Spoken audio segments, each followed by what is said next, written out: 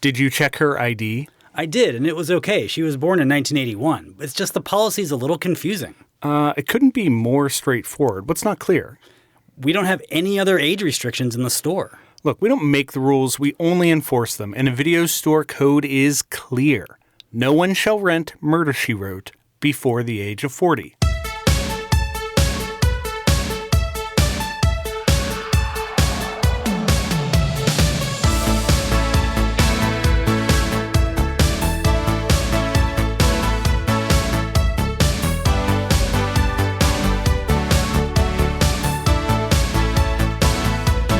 Welcome to Rewind Video. I'm Bob. I'm Rob. And we love movies. Good ones, bad ones, old ones, new ones, forgotten films, movies that stand the test of time.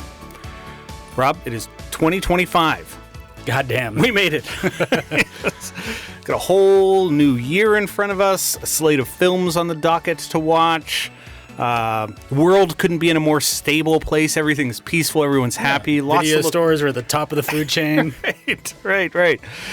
Well, the truth is, there is a little bit about the coming year that I'd rather not think about. So we decided that to kick off the new year of the show, we are going to do something a little bit different. And instead of setting our sights on the future, we're going to look back. And it's a whole new idea. Yeah. And so henceforth, in our first episode of the year, and who knows, maybe we might do this more often, but we're at least going to start with the first episode of the year. We're going to randomly pick a year and cover 6 films from that year. Should we tell people what? I mean, I guess we have let's get into it. Yeah. I mean, it is still our job to stock the staff recommendation shelf with films that deserve our customers' attention. Mm-hmm. We always pick a theme, and as opposed to something broad, we are just choosing one year, and the year we picked was 1981. Not the year I would have picked. No. We had a big bag full of years, and this was near the beginning of our range. Yeah, we started in 1980 and all the way through. Now I don't remember how far we went. I think 2020. Maybe 2019, because I think that gave us exactly 40. Yeah. So that was right at the beginning. Right. But not the year I would have picked. I don't think 1981 was a particularly great year. Yeah, I couldn't, off the top of my head, have named you many films that came out that year. I mean, upon looking at the list, it was like, oh wow, there's some bangers. There's bangers every year. Every year. Yeah. You can always find some. Obviously, some years are better than others. I don't know if this is like a particularly great year, but it had some good movies in it. We've actually covered a few on the show already. Yeah, we have. And I actually think, especially once we started digging and finding some movies that were perhaps more under the radar or deserving of some extra attention, I think this was indeed a great year. Yeah, it absolutely was. I did notice a couple things about the movies we watched that I think were kind of very specifically 1981 about it. Okay. I noticed a lot of smoking. Like obviously smoking in movies before like 1990 was just something that happened a lot. Right. But I don't know, I feel like we've been watching a lot of movies from the 70s. Yeah. The 70s smoking is like, it's more just like, yeah, we're smoking, whatever. This is what we do. We smoke in the hospital, no big deal. Right. I noticed in these movies in 1981, there's a lot of like defiant smoking. Like, we know this shit is bad, but we're doing it because we can. Oh, yeah. It's a lot more defiant, whereas just like before, it's just like, well, we smoke because we're awake. Rob, one of my films is plucked from the jogging with cigarettes section of the store.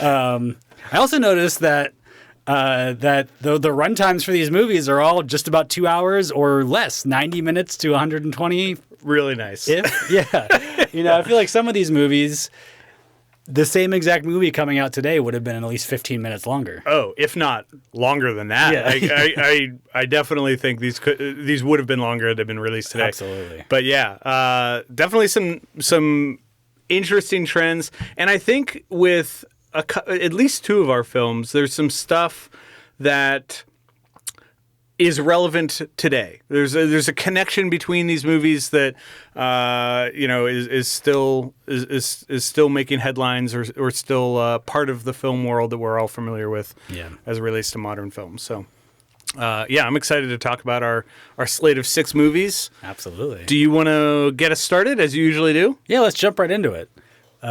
Jump into the ring, as it were. First movie I'm choosing is, well, I was going to say from 1981, but aren't they all? Aren't they all? It's called ...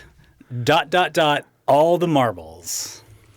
This was not one that I had heard of. You know what? Me neither. This is a discovery for me. Okay. As you said, like no movies necessarily came to mind when we thought of 1981. So I opened up lists and I started looking. And this is one I came across, and it was kind of a delightful surprise. This is filed under Spandex Jams. Back of the box. A 2-bit promoter tries to take a women's wrestling team to the top. Tagline: the California Dolls and their best friend Harry. Together, they're going for all the marble. Or excuse me, ... all the marbles.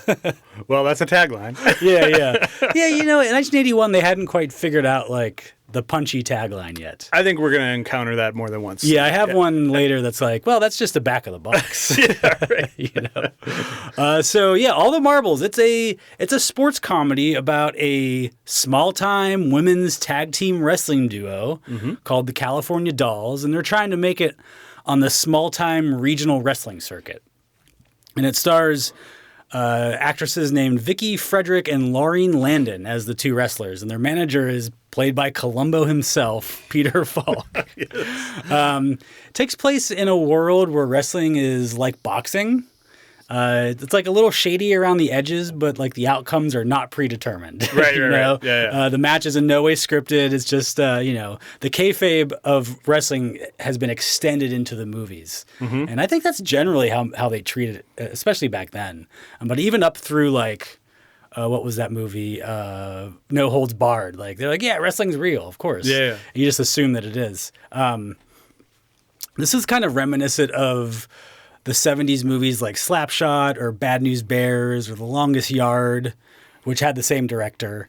Right. It's just kind of, someone on Letterboxd called this a loser comedy, and that's exactly what it is. Yeah. The 70s was like a hard time, you know? It was, things were not great in America in the 70s. Everyone was just trying to get by, and like the struggle of that time was reflected in the sports movies of that time, including like Rocky. Rocky was something like that where, you know, he loses at the end. But we have to feel good about it. You know, this is very much in that mold, even though it came out in 1981. Yeah. It's definitely like that style of movie. And we don't get a lot of wrestling movies. No, there's only a handful. And this is one of them. I consider wrestling kind of like the Las Vegas of entertainment.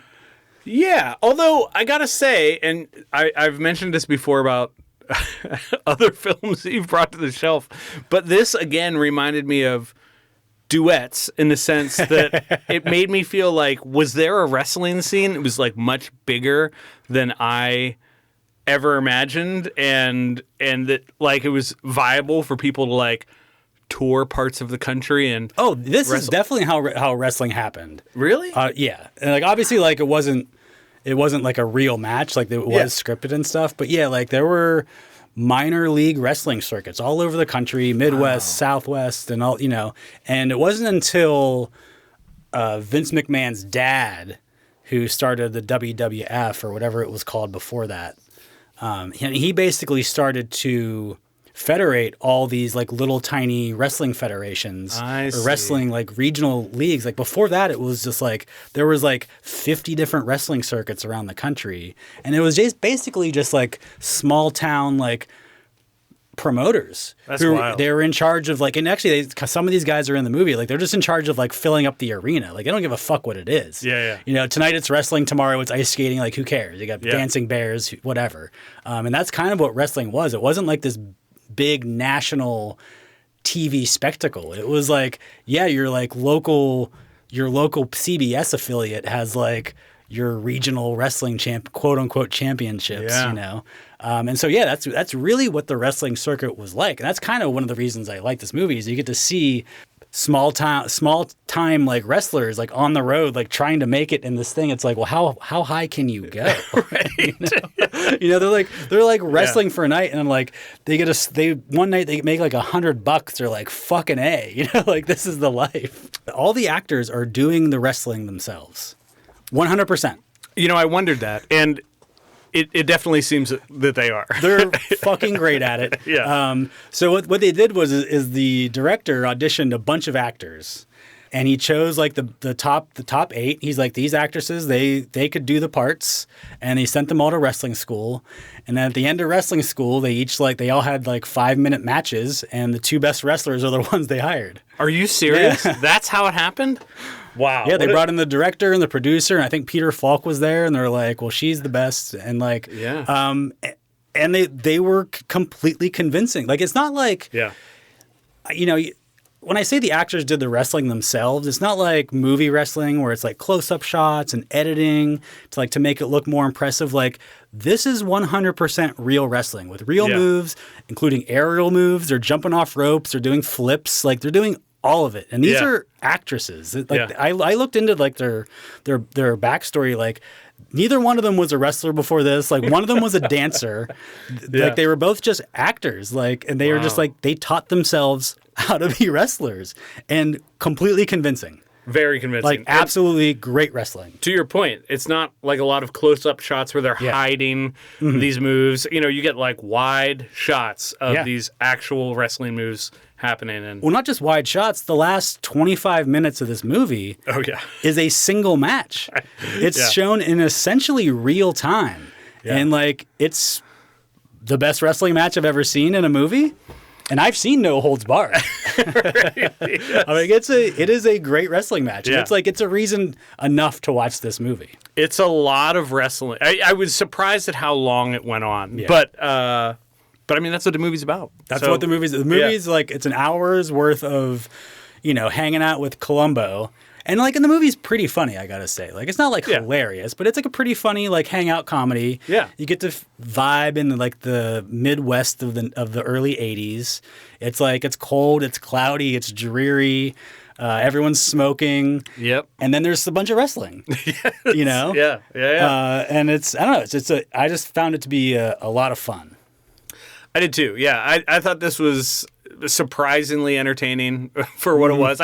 Because seeing the back of the box before I popped it in, I thought, okay, well, hoping for the best, and it surprised me. Yeah, I was entertained. There's a little bit of like a Russ Myers quality to this. It's a bit of an exploitation movie. There's it's a lot of young women in spandex rolling around wrestling each other. There's some boobs. There's a lot of boobs, but it is what it is. It's a wrestling movie. Indeed. Yeah. So all the marbles, it's rated 3.4 overall on Letterboxd. Only seen by 2.4 thousand people though. So it's not a well-known movie. Only seen by that many people. Only 2.4 thousand people have logged it. Wow. But like by an idiosyncrasy of Letterboxd, I figured out this movie is on 2,000 lists.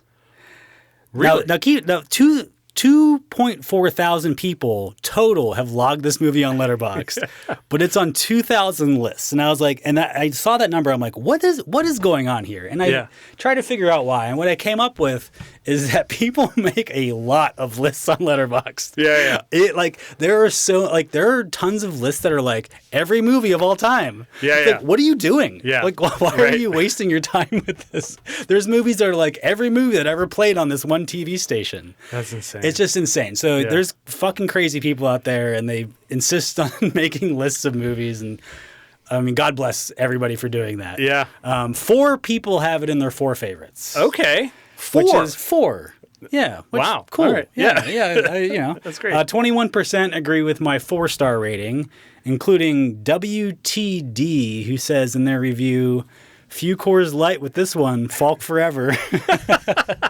Which I think captures the vibe here. Yeah. Order a pizza, get a couple Sixers, watch some hot 80s ladies go toe-to-toe in the wrestling ring. So sounds like a pretty fun time, especially circa 1981. So I'm going to put this on the shelf this week for pick a year, 1981. This was a 3-star movie for me on the first watch, but I could see myself going back to it. Yeah. I enjoyed it. Like I said, I was entertained. So, yeah, it might grow into a 4-star movie in the future. It was a 3-star movie up until the last match, and then it went over the top to a 4-star. Gotcha. Boy, when there's only 4 people that have it on their lists, it does make me wonder what else is on their lists and what is going on with these people. Do they know each other? I mean, it's hard to do a ton of research on Letterboxd. Sure. It doesn't seem like they know each other. Okay. I don't know. Did one of these people perhaps star in the movie? Yeah. I mean, questions arise. Well, fine pick and a great way to kick us into 1981. We're going to stick with that year for the whole episode. That's the rule. That's the rule. My first film, as I mentioned, coming from the jogging with cigarettes section of the store, is Body Heat. Hot stuff. Hot stuff indeed. So here's the back of the box for Body Heat. In the sweltering heat of a Florida summer, a chance encounter between a lawyer and a seductive woman ignites a torrid affair. But as the heat rises, so does the danger as they hatch a plan to eliminate her wealthy husband. With a mix of passion and deceit, Body Heat is a slow burn that explodes into an unforgettable finale. Tagline, as the temperature rises, the suspense begins. Which I don't fucking understand at all. It's hot from the very first moment that this movie is playing. It stays hot. Yeah. And the suspense begins. Yeah, I don't know about that. I feel like the tagline for this just could have been moist. A lot of sweat. Yeah, there's so much sweat in this movie. And it's appropriate. I mean, there's sweat when there's sexy things happening, but there's also just sweat when normal things are So happening. many pit stains. So many pit stains. A lot of back sweat, Yeah. like damp shirts. This was actually my first time ever seeing this movie, and I gotta say, it makes a lot more sense that it takes place in Florida. I didn't realize it was a Florida movie. It's a Florida movie. Yeah, Florida things happening to Florida people.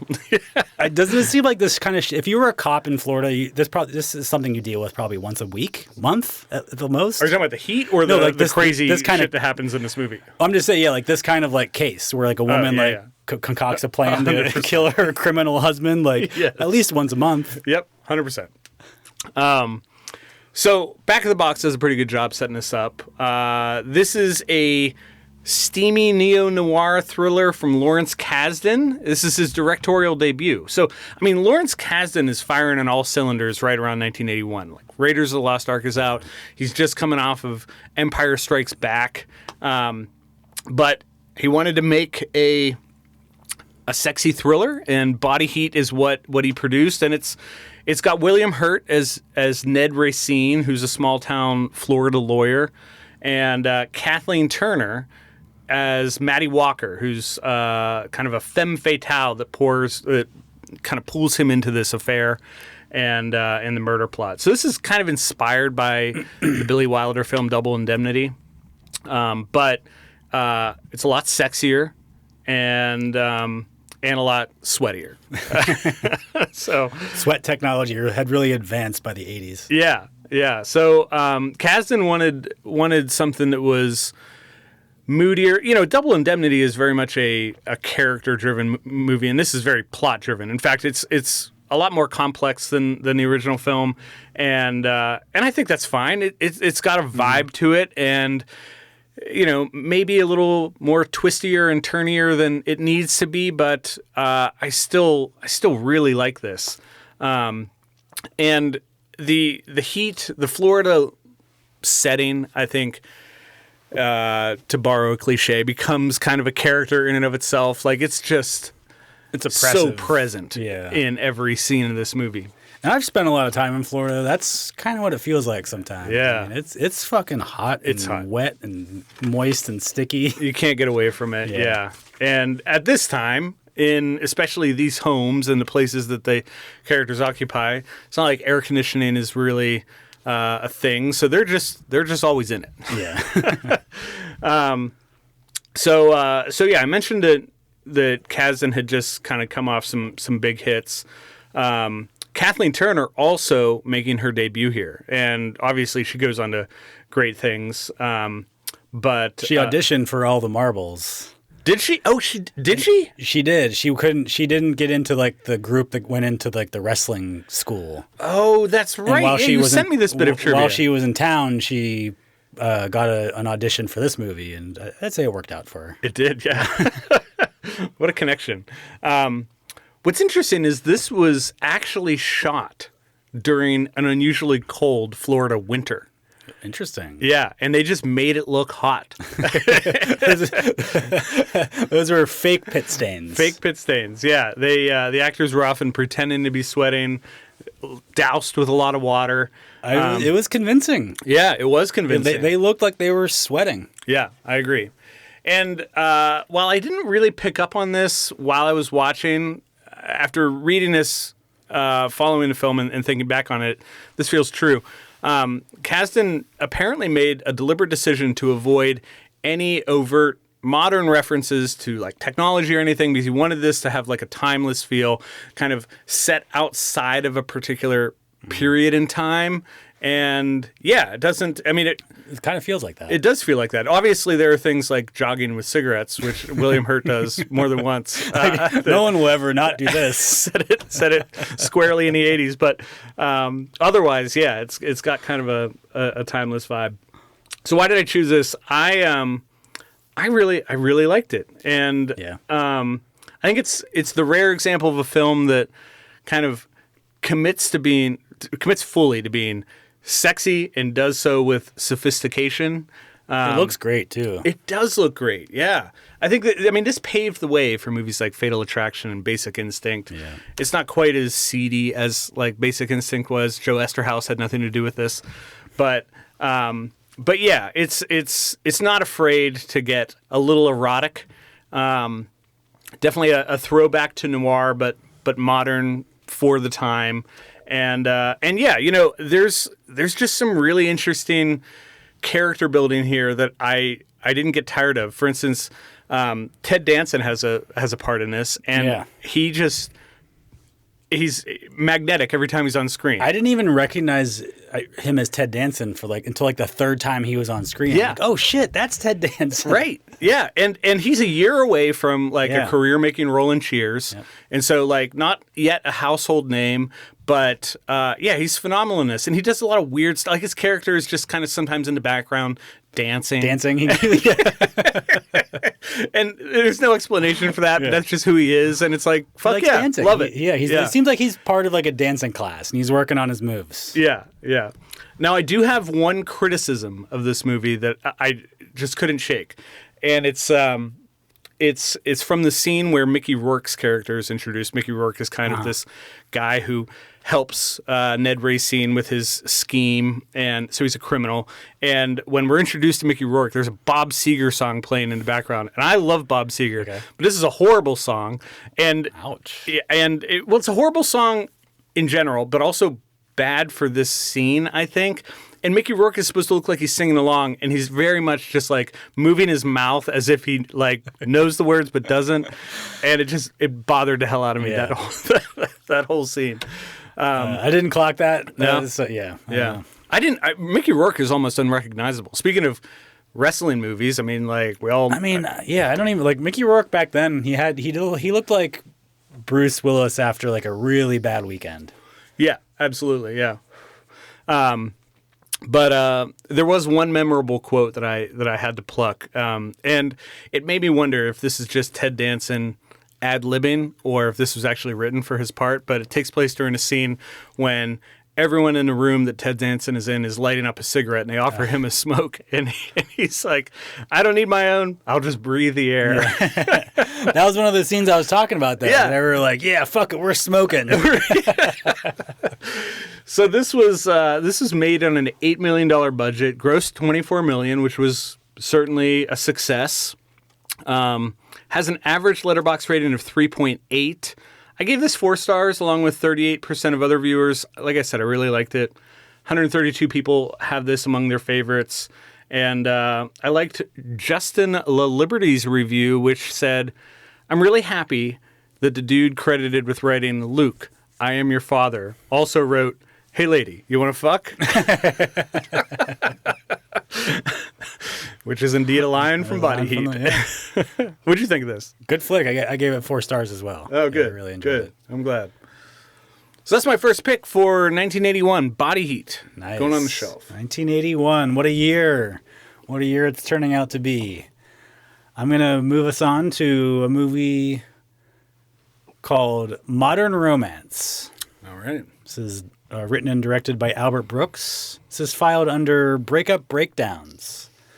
Here's the back of the box, I guess. A film editor breaks up with his girlfriend, unsure if he is in love. Now here's the tagline. Robert was madly in love with Mary. Mary was madly in love with him. Under the circumstances, they did the only thing they could do. They broke up. Yeah, that's more a back of the box. Yeah.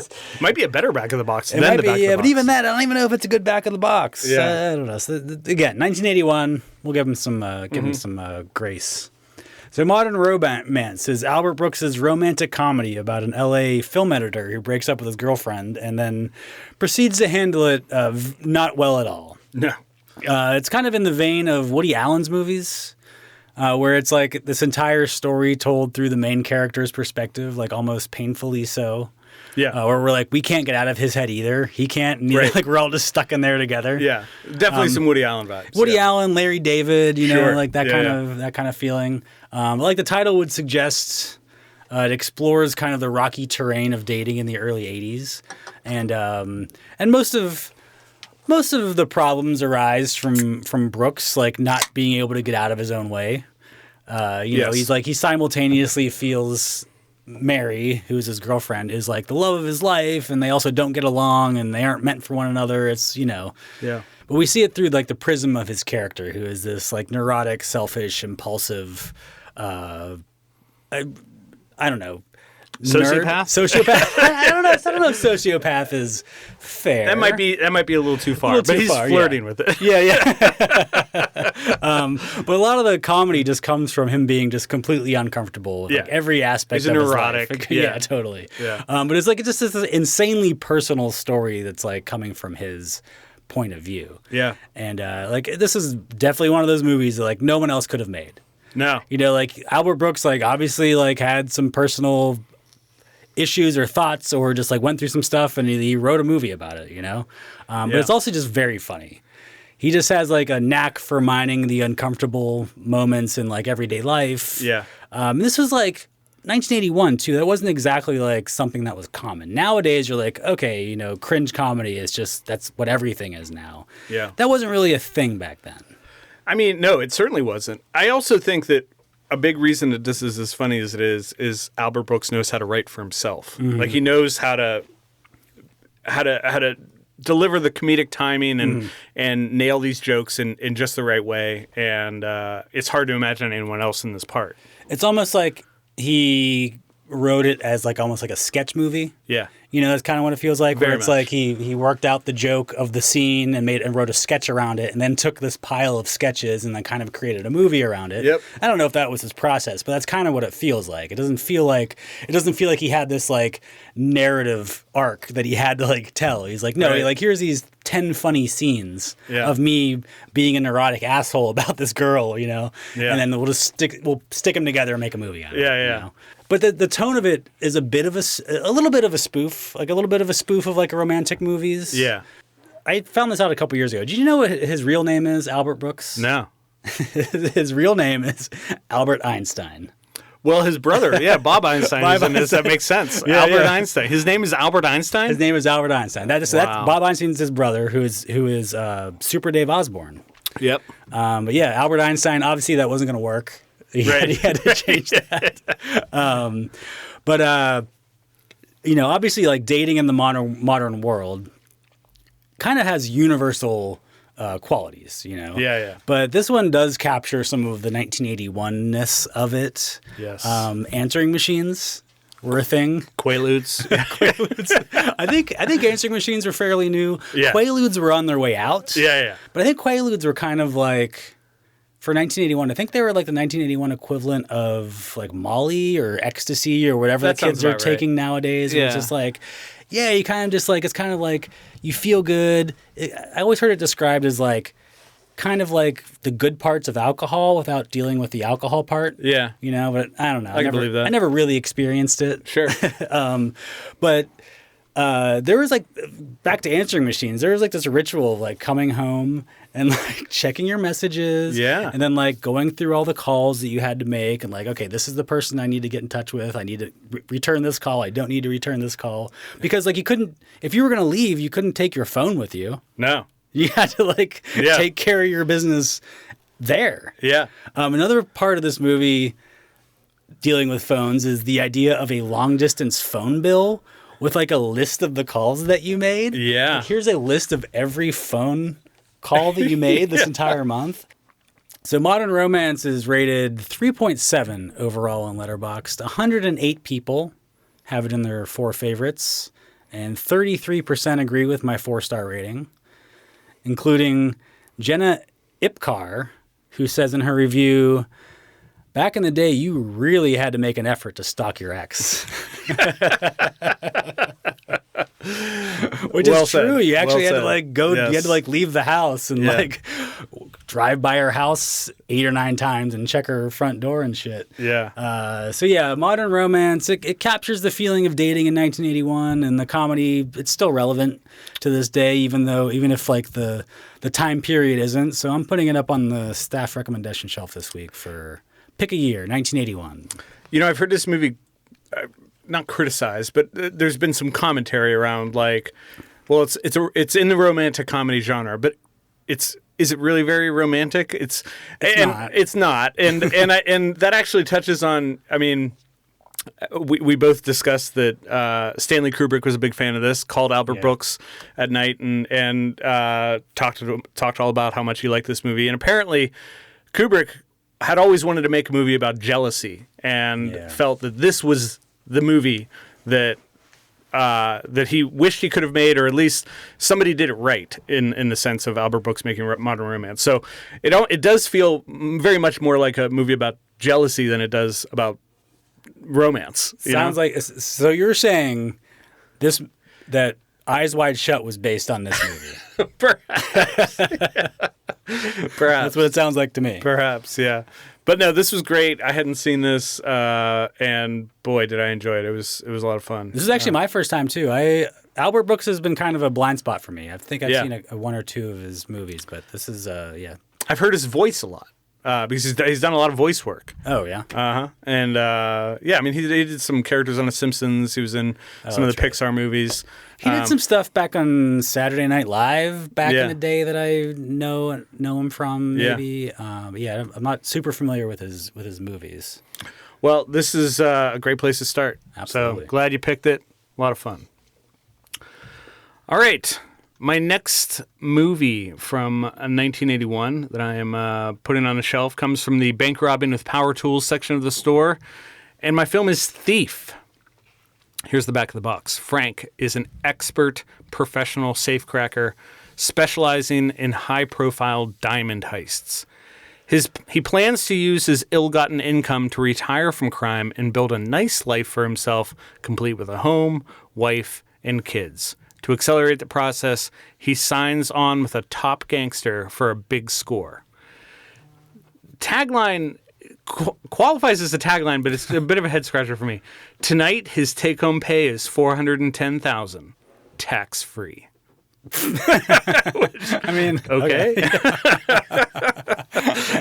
It was like, we're going to drop this tax part at the end. Because that's what people really care about. Right. So, at its heart, this is something of a character study of Frank, who's played by James Caan. And, this is a guy whose profession as a master thief conflicts with his yearning for a normal, stable life. I found myself questioning whether that desire for a normal, stable life was genuine or if he really knew what it was. It seemed like he saw it in a magazine. Yeah, exactly. It didn't feel like it was actually personal to him. It was just like... It was like a daydream he had in prison. Right. And it was like, this is what I want to try to do. He didn't really know what he was supposed to. He's like, I'll just like grab a girl and say, you're my wife now. Which is kind of what he does. He plucks her out of a bar. So this film has earned itself quite a legacy. It's regarded as a precursor to Mann's later masterpiece, Heat. This is also Michael Mann's directorial debut. It's kind of like the urtext for his whole career, where it's like a guy who's kind of an asshole, who's trying to do right in the world, doesn't really know how. Yeah. Exactly. I find it rather amazing that Michael Mann, in his first movie, was doing the exact same thing he'd be doing years later, decades later, in some of his other movies like Heat, Collateral, Miami Vice. Like, the vibe you get with his movies, the way they're shot, just the setting and everything that makes a Michael Mann movie is 100% present here with his first film. And it doesn't feel like a debut. He envisioned this as being a story of a guy who's it's about the cost of living by a strict personal code, which you definitely get. I mean, James Caan's character is has his own set of rules that he lives by, and it's in the form of a picture that he cut out of a magazine, a collage, collage he made. So in spite of the fact that this was his first film, Mann poured a lot of years of research into ensuring that this was accurate as it relates to, the way these guys would rob banks. He consulted with a guy named John Santucci, who actually appeared in this film as a police officer, but he was a convicted felon for robbing banks. And Caan did the same thing. He worked with a technical advisor to even just make sure that he was using the burglary tools in the right way, which all felt like they could have come from Home Depot. But why did I choose this? I'm a big Michael Mann fan. All of his movies have a vibe for me, and that vibe very much clicks. It's what I look for and love. I still think it's crazy that this is the first thing that he came out the gate with as far as a feature goes. But I also love James Caan. I mean, he's like a quintessential early 80s cool guy. Yeah. And he's just firing on all cylinders here. He's kind of perfect for this type of crime film. He struck me as an unpolished version of the gem we get with Robert De Niro playing Sam Rothstein in Casino. Yeah. There's some parallels between those characters, and Caan is rougher around the edges, but kind of wants some of the same things. I also think this has a lot in common with the movie Drive, which we've featured on the shelf before. It's a great Chicago movie. We also get James Caan delivering the line, "I am the last guy in the world that you want to fuck with," and it's believable, and I think he pays that off later in the movie. So you also get a Tangerine Dream score here. Oh, you do. That's extremely 1981. Oh, so much. And some Willie Nelson too. Yeah, Willie Nelson's here. Yeah, it's got an interesting cast, and everybody's doing their job. The way Mann writes dialogue is just captivating. I just want to listen to these characters talk and be angry at each other and feel the tension in the room. Yeah, I mean I cannot understand the relationship that him and the actress have in this. No, I don't understand the relationship. I don't know if they knew each other before. I think they did. I guess it's his bar or something. But it just happens so fast, and within a couple of weeks they're married and trying to adopt a child. It's how did this happen? It's funny because I agree. It feels like he has nominated her to be his partner. Yeah. And she's like, what? She's like, well, I don't really have much else going on. I guess you got me. Yeah. And but I guess they're together long enough as the movie rolls on that she buys into it and is actually in love with him. But her stance at the end of the movie when he's trying to get her to leave it's convincing in the sense that she's like, no, I'm with you now. But that's a problem I have with the movie Heat. Yeah, is that the relationship in that movie is just what? Michael Mann does not understand how to do this. No. It doesn't really bother me so much in this movie. It's just a part of the movie. It's come on, right? Yeah, no, I agree. This doesn't make any sense. He understands people robbing things. He doesn't Yes. understand people loving each other. Exactly. So this was made on a budget of $5.5 million.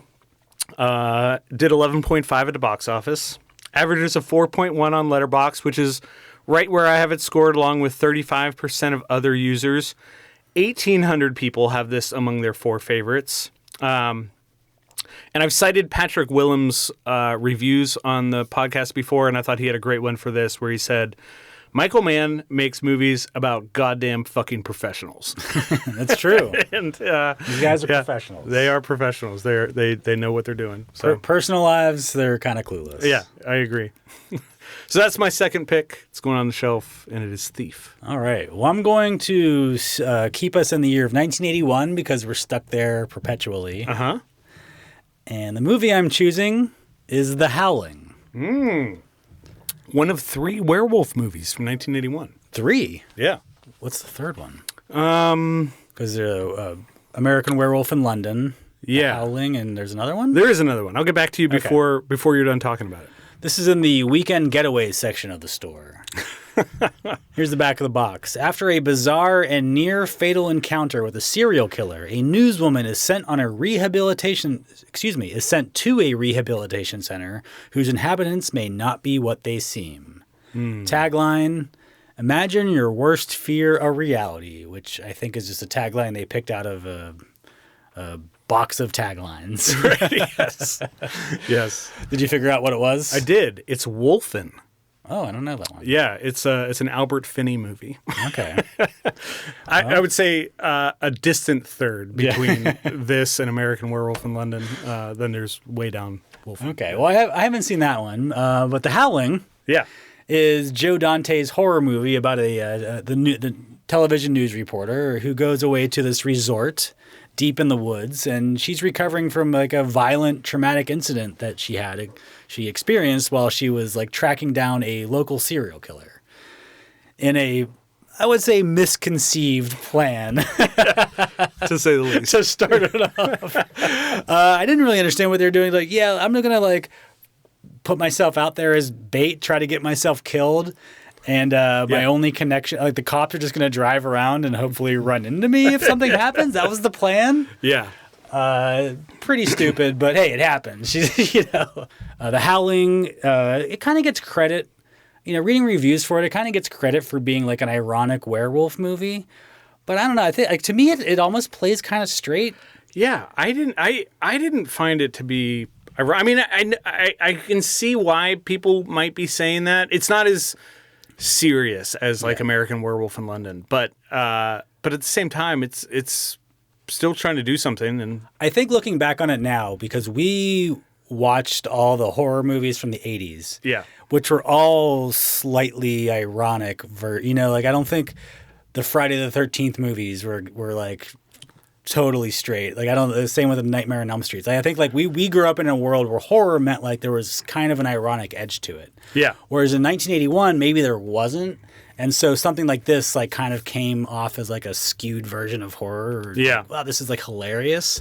To me, it's kind of like a pretty straightforward werewolf movie. Yeah, I guess I wonder if people are saying this about The Howling in the same way that you might consider The Lost Boys, like not as serious of a horror film as, I don't know, something that is. But at the same time, Lost Boys is, great. But especially, I think, compared to Dante's later work, though, like compared to The Burbs or Gremlins, or Gremlins 2, this is like, The Howling is just a completely straight 80s werewolf movie. 100%. Yeah. The effects here are like really cool. The werewolf stuff is really fun, but it's all like maybe that's what people are talking about because it's like a little bit silly. It's kind of a take on like the goofy werewolf stuff.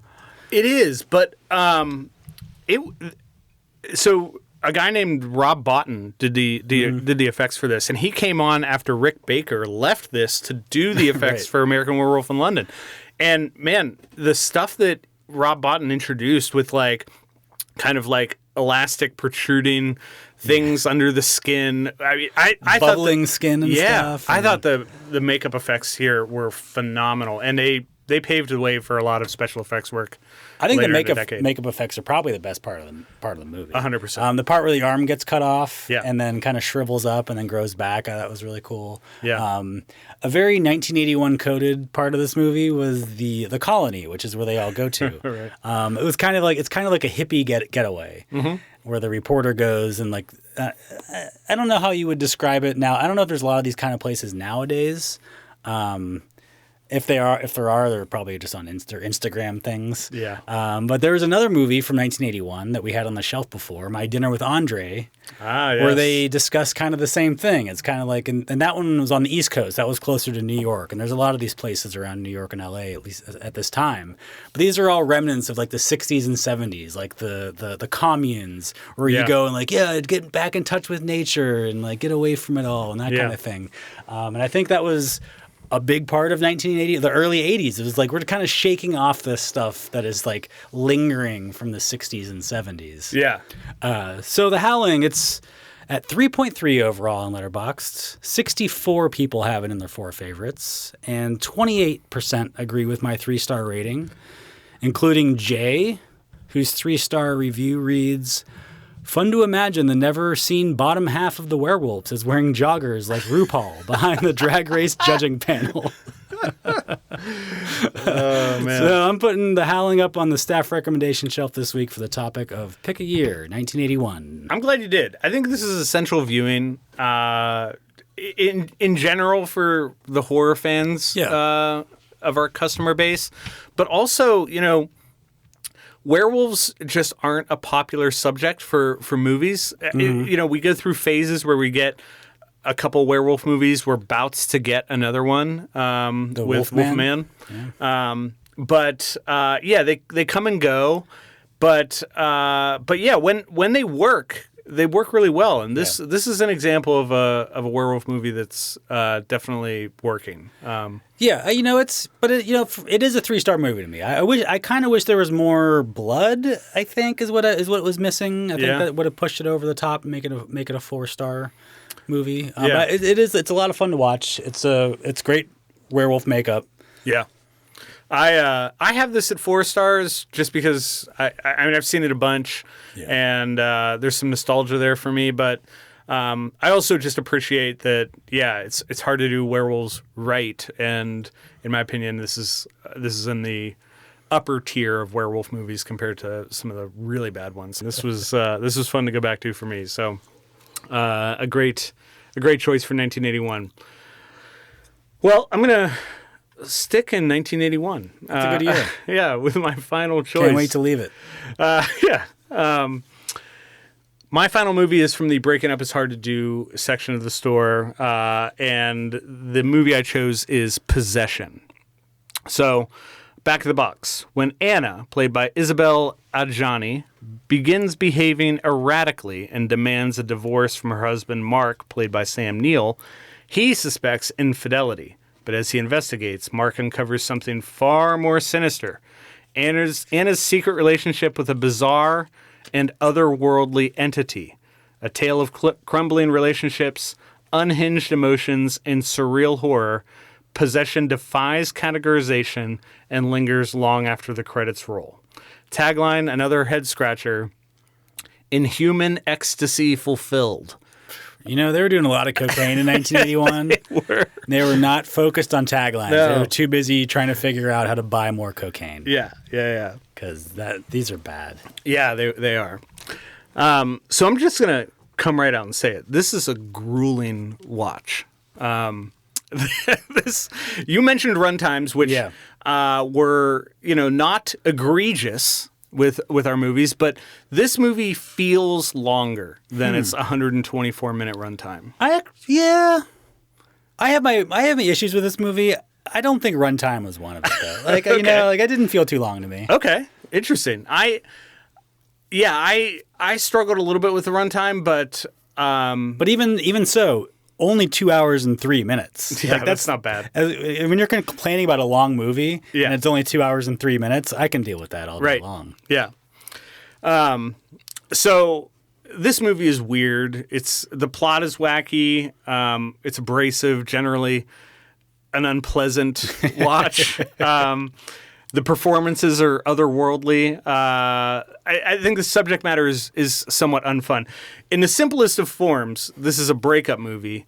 Kind of like how the film Marriage Story is a breakup movie, but I think that this kind of makes Marriage Story look like an episode of Sesame Street by comparison, because this is fucking wild. And yeah, it's directed by Polish filmmaker Andrzej Zulawski, set in a bleak Berlin divided by the Berlin Wall. This was semi-autobiographical for the director. He had just yeah. Keyword being semi. Yeah. Autobiographical in the sense that he was going through a divorce, but he broke up. Yeah. With somebody. Yeah. That part's autobiographical. Right. The things associated with what happens with these characters compared to him, completely different. Yeah. But yeah, one of the most notable things about this movie, and one of the reasons that it's relevant again today, is the very physical performances, which, while they seem over the top and big to an absurd degree, are apparently actually grounded in Polish acting theory. So this is something that's present in some of Zulawski's other films. It's based on this notion that actors are expected to express everything that's on the page with their whole body rather than just with the way they're delivering their lines. And even the actors in the movie were reluctant to go along with this direction, but it's what Zulawski wanted. And as we'll discuss shortly when I get to why I chose this, it made an impact. But it's crazy. I mean, there's a lot of undulating and throwing oneself about. Yes, there's a lot of stuff all over the place in this movie. Yeah, people hitting stuff and throwing it across the room, and there is cluttered rooms. Oh my god, yeah, a lot of mess. Yeah, it's like, will somebody do everywhere. The dishes? And then someone does the dishes. I felt so relieved when that character did the dishes. Finally. Someone needed to clean this place up. There is one scene in particular, and it is the infamous subway scene. For a long time, this movie was hard to find. It didn't get a proper release, but there were like YouTube clips of like this subway scene where Isabelle Adjani's character is succumbing to a complete breakdown, and she is throwing herself all over the place. Her direction for this scene from Zulawski was, you need to look like you're fucking the air. And I guess that's one way to describe what we're seeing, but the actress's performance definitely provided inspiration to two movies we got in 2024. The first being The First Omen. Oh, yeah. And it's also referenced quite a bit with Lily Rose Depp in her performance in Nosferatu. Gotcha. So this movie is kind of back in the zeitgeist largely because of that scene in particular. But I think having watched this, you could say, well, the whole movie is this is happening throughout the 124 minutes. But yeah, there's some wacky creature effect stuff here too. The guy who did the special effects work, Carlo Rambaldi, is known for his work on E.T. and Alien. Okay. Has some Carpenter vibes, don't you think? Yeah, a little bit. Tentacles. Kind of, yeah. I mean, Carpenter isn't maybe as quite as slimy, I think. No. Maybe sometimes, but yeah, it was like more tentacly and slimy and goopy. There's some goop. Yeah, there is definitely some goop. This isn't the first time we've seen Sam Neill play a madman or be in a movie with tentacles, because we just saw it in The Mouth of Madness. Mm-hmm. He's been a madman before in like Event Horizon, Jurassic Park. You think he's a madman in that movie? No. I wanted you so badly to make the case. No, I wish I could say that. Yes, but yeah, you know, in this essay, I will. Right. Yeah, thank you for coming to my TED Talk. But yeah, you know, Zulawski was banned from making films in Poland, largely because the government was like, "Wow, you're too goopy."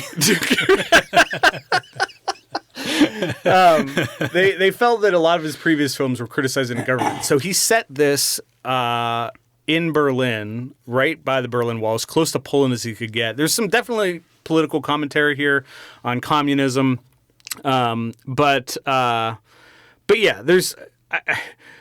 It's hard to extract a very coherent plot from this movie, which that's my problem with it. That's my issue with it too. The story is it just seems like, you know how when we brought Hereditary to the shelf, and I was like, one of my problems with that movie is it seems like for like half an hour it's just like the mom and the kid are just going like, you don't like me. It's like, you don't like me, and it's like they're just having that argument like over and over again for like half an hour, 45 minutes. Yeah.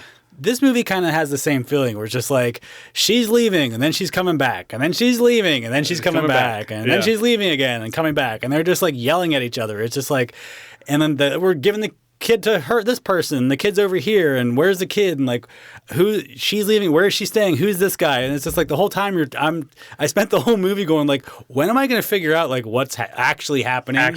Like I couldn't tell. It was just hard to tell, like, what's the connection from this scene to, like, the last scene that I watched. And it just didn't seem like there was any, like, all the weirdness. I was into the weirdness. I was into, like, the goopiness, as it were. But the thing about it is just it didn't connect for me as, like, I didn't understand, like, what the relationship was between all these people. I'm like, I know this is his wife, I guess, but it's like, are they together? Are they apart? Do the characters know? Like, I don't know. It's hard to tell from one scene to the next. Yeah, there's a lot to unpack, and I don't know that all of it can be unpacked. I think, the director has said, a lot of this is just they're left up for interpretation, which annoys me a little bit. I like there to be a little bit more of a clear roadmap. Yeah, I'm okay with like the tentacle stuff and the slimy goop. Like, I'm okay if that stuff is left open for interpretation. Yeah. As long as you're explaining to me what the main character's relationship is. Like, what is going on? Right. Yeah. So, like, I'm okay with some ambiguity. It just that this had too much ambiguity to, like, the main story. I don't disagree. I largely picked this because Isabelle Adjani's performance is pretty remarkable in how she is playing this character. And as I mentioned, it definitely has popped back up into the zeitgeist today with some of the modern horror movies that made an impression from last year. But separate from that, I don't necessarily enjoy watching this movie. It's trying to be uncomfortable. I think it's successful. But I respect it for defying categorization. It's unapologetically weird, with characters, performances that feel kind of both alien and human at the same time. And I think it's shot beautifully. Like the camera work here, it's a lot of handheld camera work, and it's amazing to look at. But, I don't know that the puzzle pieces quite fit together as well as I'd like them to. That's kind of what I feel. I feel like there's a lot to like, but it's not something that, like, it's definitely just a 3-star movie for me. Yeah, that's where I have it too. I was actually expecting to really like it, and I think I was a little disappointed just because, like, reading the reviews and seeing what it's about, I'm like, and the reviews are like, holy shit, it gets fucking weird. And I'm like, yeah, that's that. I want that. Yeah. And I was just a little disappointed that like the story itself was just so impenenetrable. It's just like, it's just a mom, dad, and a kid, and like, how come they're not just telling me what's happening with these people? Yeah. And their kid's name is Bob. Yeah. Like, it shouldn't be complicated. Like, who's living where? Just tell me where they're living while they're fighting. Yes. I found myself thinking about In the Mouth of Madness while I was watching this, because I remember when we were talking about that, I found myself wanting more time with, like, those strange characters, like the woman behind at the hotel who had, like, her husband handcuffed to her ankle. Yeah. And I feel like this movie was almost trying to give us that, but after spending 2 hours with these people, I don't know that I want that either. Yeah. They definitely don't belong together as a couple. There's no doubt about that. Yeah. Here's my... I'll close with this observation about the film. The movie What About Bob, I think, could have been called Possession. Oh, I thought you were going to say it's about the kid in the movie. Well, I think that movie could have been called Possession, and I think this movie could have easily been called What About Bob? Absolutely. But I also think it could have been called Modern Romance. I mean, shit got weird in Berlin in the early 80s. It did. So this was polarizing when it came out. Interestingly, when it was originally released in America, distributors didn't know what to do with it. And I don't blame them. They ended up recutting it, removing about 30 minutes from the movie and changing a lot of the audio and dialogue. It became a completely different movie. And regardless of how people feel about this, that was a worse version. At least this is the director's intent that we're seeing today. It averages a 4.1 on Letterboxd, too high for me. I think both of us are aligned on that 3-star review, which a mere 8% of Letterboxd agrees with. There are 16,000 people that have this among their 4 favorites. I would encourage people to read some of the reviews on Letterboxd for this because there's a lot of tremendous takes. While it was hard to pick a favorite, I'll cite Marion's 4-star review where she said, "That's how I feel when taking public transit too." That was pretty funny. Rob, we traveled back to 1981 and plucked some memorable films for the shelf. We avoided the low-hanging fruit such as, Raiders of the Lost Ark and Escape from New York. And instead selected some movies that might have slipped under your radar or perhaps deserve another watch. The 6 films we chose are All the Marbles, Body Heat. Don't you mean ... all the marbles? I do mean ... all the marbles. Body Heat. What was your second movie? My second movie? Yeah. Modern Romance. Modern Romance. Yeah, forgive me. Modern Romance. Thief. ... Modern Romance. ... Modern Romance.